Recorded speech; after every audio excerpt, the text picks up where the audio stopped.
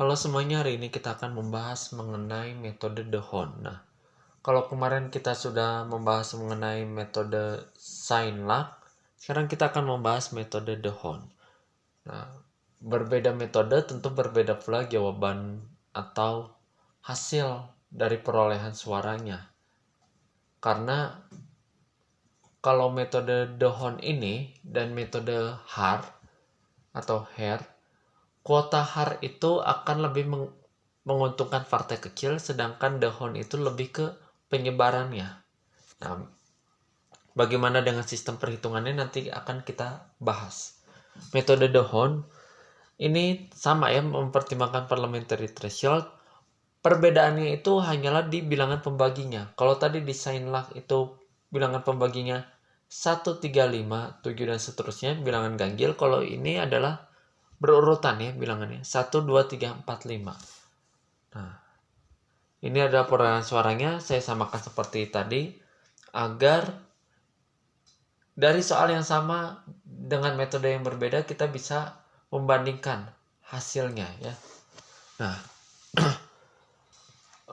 untuk mendapatkan kursi pertama semua pun dibagi 1, kemudian partai D yang mendapatkan, kemudian kursi kedua partai D harus dibagi dengan 2, lalu partai E yang mendapatkan kursi tersebut.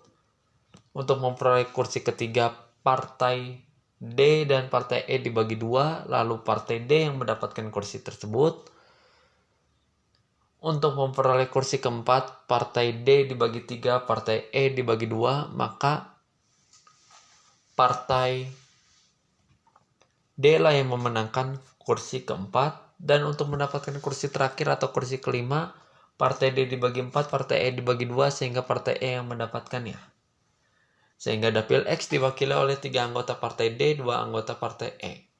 Kalau tidak salah di metode Seinlach itu susunannya dapil X diwakili oleh 3 anggota partai D, kemudian 3, 1, 1. Kalau di metode Dehon susunannya adalah 3, 2. Jadi dari perbandingan ini saja berbeda metode tentu berbeda susunannya. Seperti yang sudah saya katakan, ada yang dari satu metode dia menang dan di metode lain kalah, ada yang di satu metode dia tidak lolos dan di metode lainnya dia lolos. Kemudian ini adalah soal kedua, soal yang sama seperti yang Seinlach. Nah, untuk mendapatkan kursi pertama semua partai dibagi 1 dan yang memperoleh suara terbanyak adalah partai G dengan 98.362 suara, sehingga partai G mendapatkan 1 kursi. Untuk mendapatkan kursi kedua, partai G dibagi 2 sehingga yang memperoleh suara terbanyak adalah partai F dengan 72.941 kursi. Untuk memperoleh kursi ketiga, partai F dan partai G sama-sama dibagi 2 sehingga yang memperoleh suara terbanyak adalah partai E dengan 65.774 suara. Untuk memperoleh kursi keempat, partai E, partai F, partai G dibagi 2 sehingga yang memperoleh suara terbanyak adalah partai G dengan 49.381 suara.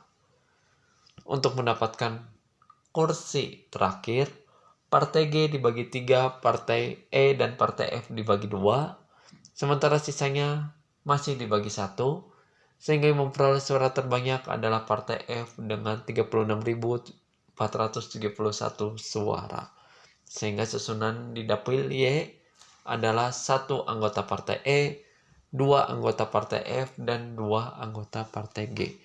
Jadi kesimpulannya berbeda metode tentu akan berbeda pula hasil akhir atau susunan anggota partai maupun partai yang lolos di dapil tersebut. Nah, di video selanjutnya saya akan membahas mengenai kuota Hare dan drop kuota. Masih berkaitan seputar matematik election. Oke, itu saja video mengenai Dehon Methods. Semoga bermanfaat. Terima kasih.